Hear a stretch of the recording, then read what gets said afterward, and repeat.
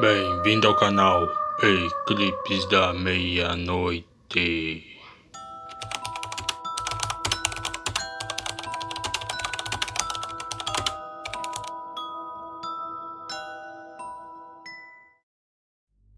Olá, amigos. Vou começar as histórias do canal relatando algumas que me foram contadas por meu pai, minha avó e uma que aconteceu com meu irmão e minha irmã. Minha família, tanto por parte de pai quanto de mãe, são da zona sul da cidade de São Paulo, uma região conhecida como Serra do Mar. Fica no extremo da zona sul da cidade de São Paulo, lugar de Mata Atlântica, cachoeiras, sítios e muito verde. É conhecido como Serra do Mar porque as montanhas que existem são mesmo as serras que descem para o mar, toda ao sul da cidade de São Paulo.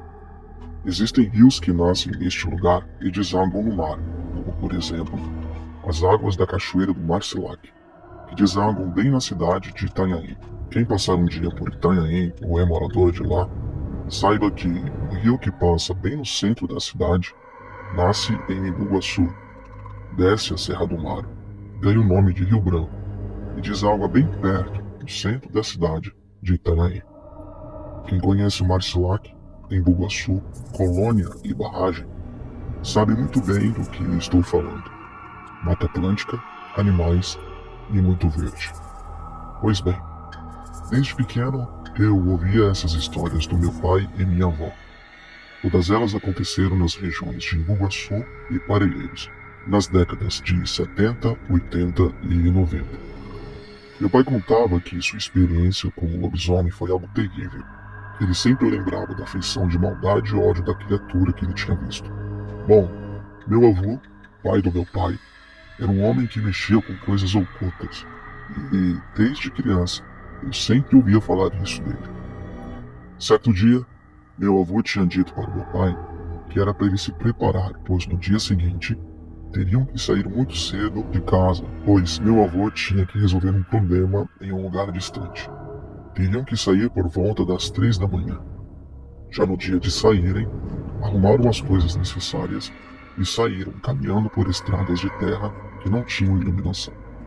Eles moravam em uma chácara que imagino ser distante uns 7 quilômetros da estrada que era asfaltada e onde passavam os ônibus.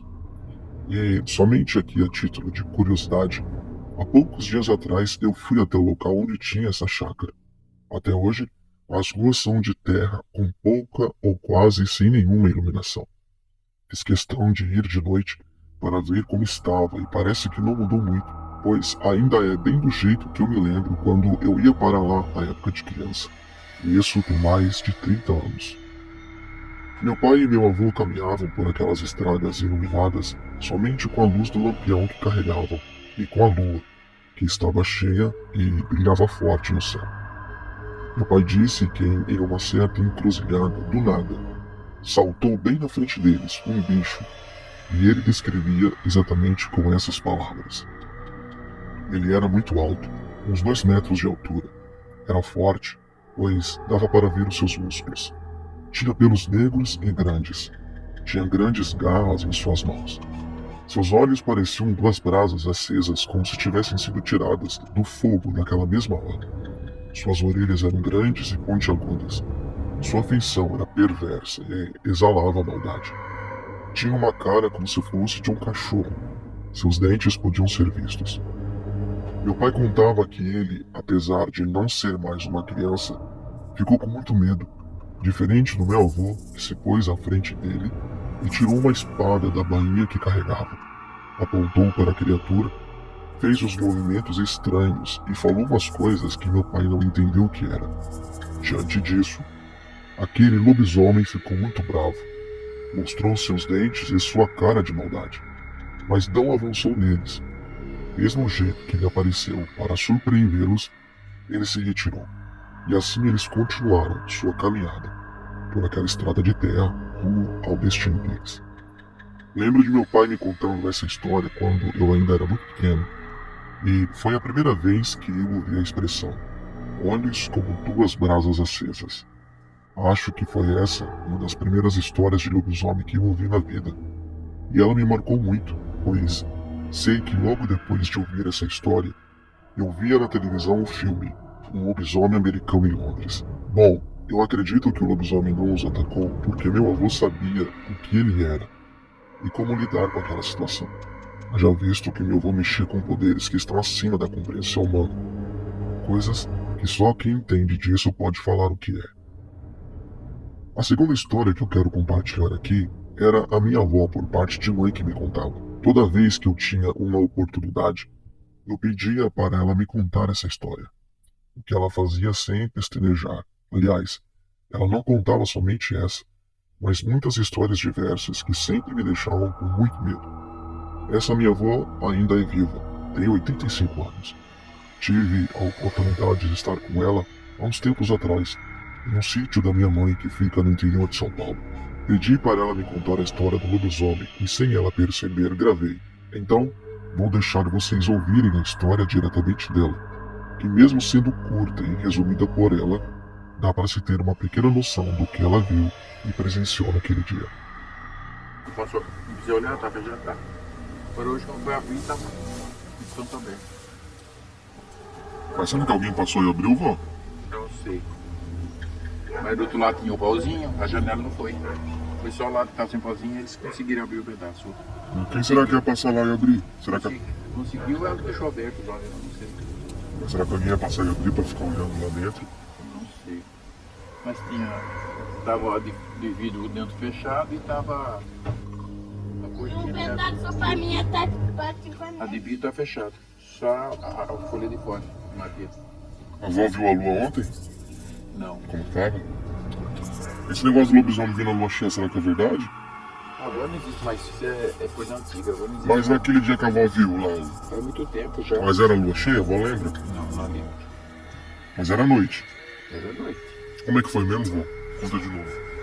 Aí eu saí pra ir no banheiro, o banheiro era no quintal. Ele estava perto da porta sentado. Do jeito que ele estava sentado, eu saí, fiz xixi, voltei para trás pastando e ele ficou lá. Sentado. Ai, credo, vó. Ele não se mexeu. Ficou só com os olhões. É grande? Grande. Sentado, ele ficava dessa altura, assim, sentado. Preto.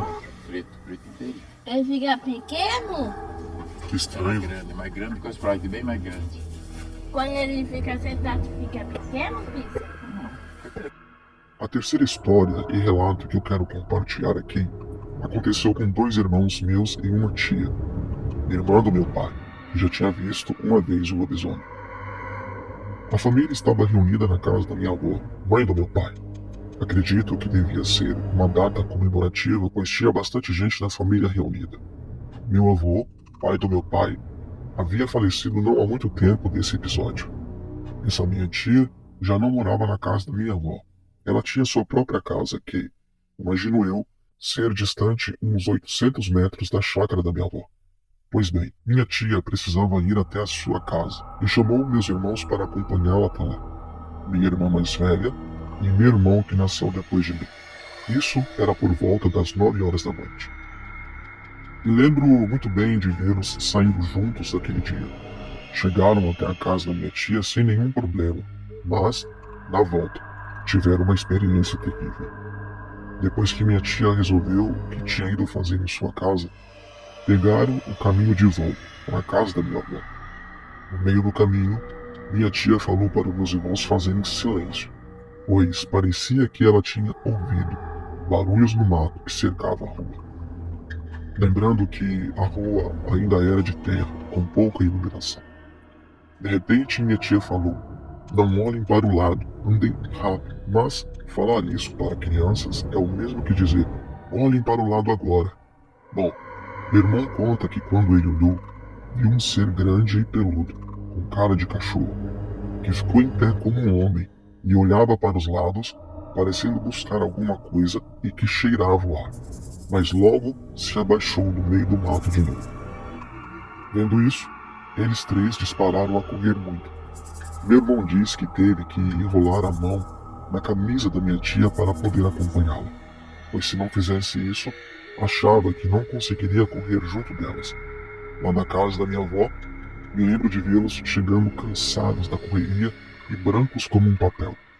Eles estavam realmente com medo, Demorou um tempo para que pudessem se recuperar e contar o que tinham acabado de ver. Uma coisa terrível que faz até hoje meu irmão ficar com um semblante muito sério quando eu o lembro disso. E peço para contá-lo uma vez mais. Bom, essas histórias me foram contadas da mesma forma que relatei aqui. Como esse é o primeiro vídeo, decidi contar essas histórias, lembrando que elas aconteceram no extremo e a zona sul de São Paulo, nas cidades e bairros de Embu-Guaçu, Parelheiros e Cipó. Lugar que até hoje eu acredito que ainda aconteça essas aparições de lobisomem, pois tem muita mata fechada, sítios e chácaras.